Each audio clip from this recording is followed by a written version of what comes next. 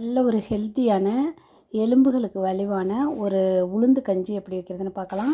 அதுக்கு ஒரு 100 கிராம் உளுந்து எடுத்து கழுவிட்டு நல்லா 2 தடவை கழுவிட்டு சுத்தமாக வறுத்து எடுத்துடணும். அது நல்லா செவக்க வறுத்து எடுத்த பிறகு அரிசி ஒரு 3 ஸ்பூன் பச்சரிசி அதையும் நல்லா கழுவிட்டு அதையும் ட்ரையாக நல்லா வறுத்து எடுத்துட்டு ரெண்டையும் ஒன்றா போட்டு மிக்சியில் அரைச்சி எடுத்துக்கணும்.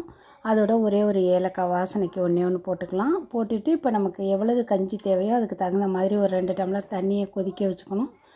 அதோட மாவு அரைச்ச மாவுலேருந்து ஒரு 3 ஸ்பூனோ 4 ஸ்பூனோ நம்ம தேவையான அளவு எடுத்து அதில் கொஞ்சமாக தண்ணி ஊற்றி நல்லா லிக்விடாக கரைச்சிக்கணும். அதில் நேரடியாக பவுடரை போட்டோம்னா கட்டி ஆகிடும். அதனால் அப்படி கரைச்சிட்டு அந்த தண்ணியில் எடுத்து ஊற்றி நல்லா காய்ச்சணும். காய்ச்சின பிறகு அந்த கஞ்சிக்கு தேவையான அளவு லைட்டாக கொஞ்சம் உப்பு போட்டுக்கணும். நாட்டு சர்க்கரை, சுகர் எது வேணாலும் போட்டுக்கலாம். கருப்பட்டி, வெல்லம், நாட்டு சர்க்கரை எது வேணாலும் போட்டுக்கலாம். தேவையான அளவு போட்டுட்டு எடுத்து நம்ம பவுலில் ஊற்றிட்டு தேங்காய் பால் பிடிச்சிச்சின்னா தேங்காய் பாலாக ஊற்றிக்கலாம். இல்லைன்னா தேங்காய் திருவி போட்டுக்கலாம். நான் வந்து தேங்காய் பால் தான் அரைச்சி கலந்துருக்கேன். இது மாதிரி செஞ்சு சாப்பிட்டு பாருங்கள். பிடிச்சிருந்தால் லைக் பண்ணுங்கள், ஷேர் பண்ணுங்கள், கமெண்ட் பண்ணுங்கள்.